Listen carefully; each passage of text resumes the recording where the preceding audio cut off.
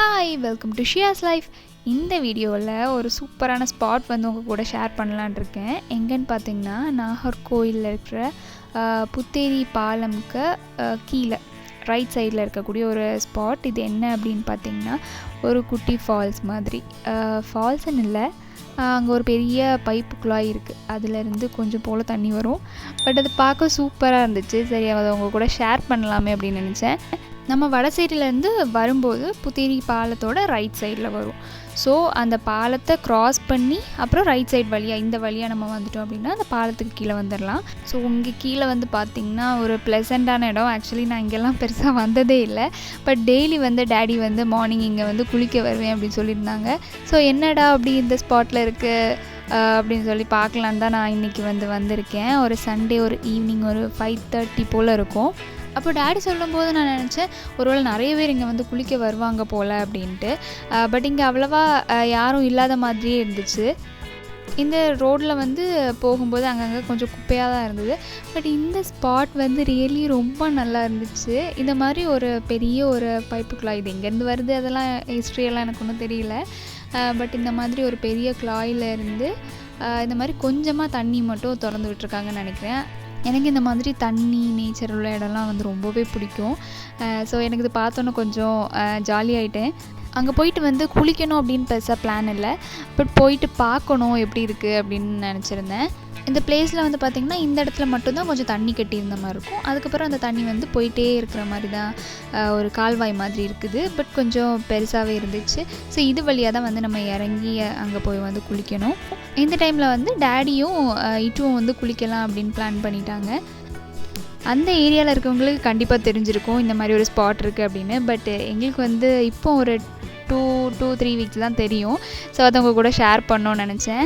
இந்த தண்ணி வந்து அவ்வளோ நல்லா கிளியராக இருக்குது. இல்லைனா நான் கால் கூட அதில் வந்து வைக்க மாட்டேன். இது வந்து அவ்வளோ நீட்டாக இருந்தனால தான் உங்கள் கூட ஷேர் பண்ணோன்னு நினச்சேன். மேபி வந்து நீங்கள் பாய்ஸாலாம் வந்தீங்க அப்படின்னா இங்கே ஜாலியாக குளிச்சுட்டு போகலாம். கேர்ள்ஸ்க்கு இது எந்தளவு ஒரு ப்ரைவசியாக இருக்கும்னு எனக்கு தெரியல. பட் பாய்ஸ்க்கு வந்து இந்த இடம் ஒரு நல்ல ஸ்பாட்டாக ஜாலியாக இருக்கும்.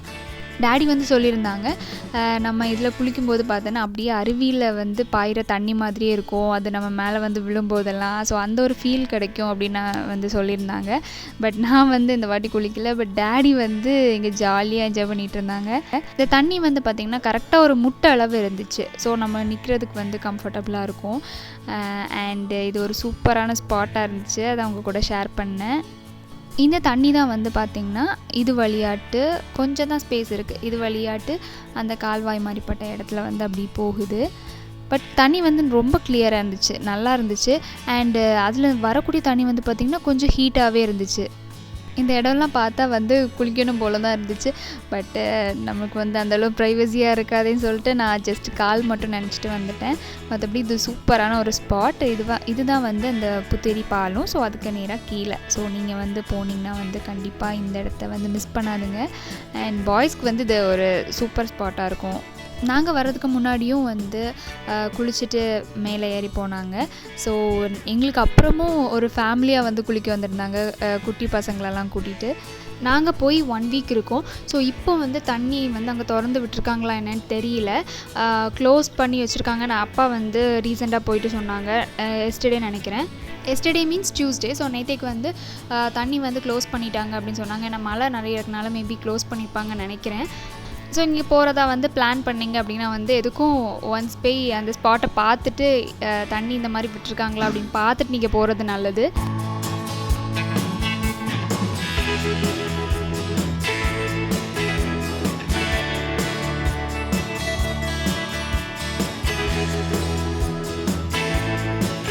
இதில் இந்த இடத்துல வந்து பார்த்திங்கன்னா கொஞ்சம் தண்ணி வந்து சில்லுனே இருந்துச்சு இந்த இடத்துல.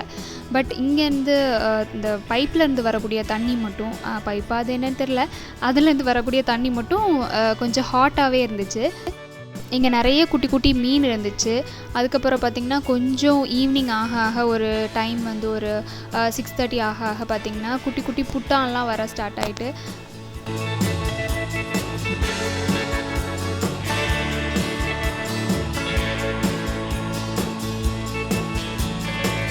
இப்போ வந்து பார்த்திங்கன்னா செம்ம குளிராகவும் இருந்துச்சு, மழையும் வர ஸ்டார்ட் ஆச்சு. ஸோ நாங்களும் வந்து கிளம்பிட்டோம். இப்போது டைம் வந்து ஒரு 6:30 மேலே இருக்கும். ஸோ நாங்களும் வந்து கிளம்பிட்டோம். ஸோ நீங்களும் வந்து ஃப்ரெண்ட்ஸாக கேங்காக வந்தீங்கன்னா கண்டிப்பாக இங்கே வரலாம். அண்ட் வரதுக்கு முன்னாடி அங்கே வந்து தண்ணி ஃப்ளோ இருக்கா அப்படின்னு பார்த்துட்டு போங்க. உங்களுக்கு இந்த வீடியோ பிடிச்சிருந்தனா மறக்காமல் லைக் பண்ணிக்கோங்க. அண்ட் இன்னும் நிறைய வீடியோஸ்க்கு நம்ம சேனலை சப்ஸ்கிரைப் பண்ணி வச்சுக்கோங்க. தேங்க்ஸ் ஃபார் வாட்சிங் திஸ் வீடியோ. டாடா.